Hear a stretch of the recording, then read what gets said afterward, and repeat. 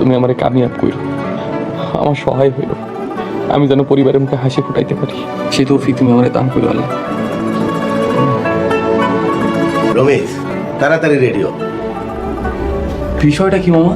ভাইজান তোমার এখন এয়ারপোর্ট যাইতে হবে, 1 ঘন্টার মধ্যে রেডি হতে কইছে। কোম্পানির গাড়ি দেওয়া তোরা এয়ারপোর্টে লিয়ে যাবে, তাড়াতাড়ি রেডিও বাজান। ওরা না কইলো বিকালে ফ্লাইট, এখন কিছু বুঝতেছি না তো। কি জানি, হোটেলের নিচে দেখলাম কোম্পানির একটা গাড়ি থাই মারিস। রাজু, তুই তাড়াতাড়ি রেডি হ, আমি একটু ওয়াশরুম থেকে আসতেছি। বাবার মতো আদর আমায় কেউ করে না মাগো, কেউ করে না তোমার মতো যতন। কানতে আসিস কেন বাজান? আব্বা আমার কথা খুব মনে পড়তেছে মামা। বিদেশ যাওয়া যে কি কঠিন, যেই যায় হ্যাঁ জানে। আমার বুকটা ভাঙে যাইতেছে মামা, বুকের ভেতরটা পুড়ে যাইতেছে। রমেশ, তোরে বিদেশ পাঠাইতে গিয়া দুলাভাই একদম নিঃস্ব হয়ে গেছে গা। তোরে লোহার মতন শক্ত হইতে হইব। পরিবারের সাইডটা লোক তোর দিকে চেয়ে রয়েছে, মনটা শক্ত কর বাজান।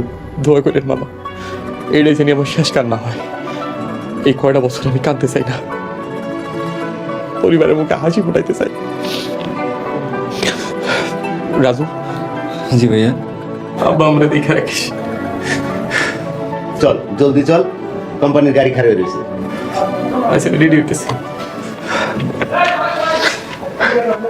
রাজু, ওর পিছে পিছে তো আমরা এয়ারপোর্ট পর্যন্ত যাবো, কিন্তু আবাই কিন্তু একটা কথা কয়ে দিছে, ওর প্লেন না ছাড়া পর্যন্ত যেমন আমরা বাইক না যাই। হ মামা, থাকতে হবে এয়ারপোর্ট। দুলাভাই ফোন করছে। আসসালামু আলাইকুম দুলাভাই। ওয়ালাইকুম আসসালাম। হুমায়ুন, কি খবর? রমেশ রে নিয়ে এয়ারপোর্টে কখন যাইবা? দুলাভাই, আমরা এক্ষুনি এয়ারপোর্টে যাবো। হ্যাঁ হ্যাঁ, নেন আপনি একটু রমেশের লগে কথা কর। আব্বা আসসালামু আলাইকুম। ওয়ালাইকুম আসসালাম। আব্বা তুমি আজকেও খেতে গেছো?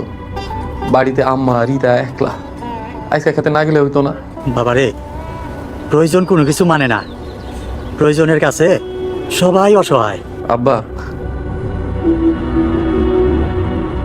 আমি এয়ারপোর্ট যাইতেছি, দোয়া করেন। নিজের শরীরের যত্ন নিস, আল্লাহর নামে বিসমিল্লাহ বলে বিমানে উঠিস। আর ওই জায়গায় নাই মা, পারলে আমাকে একটা ফোন দিস, আমাকে নিশ্চিন্ত করিস বাবা। আচ্ছা আব্বা, আসসালামু আলাইকুম।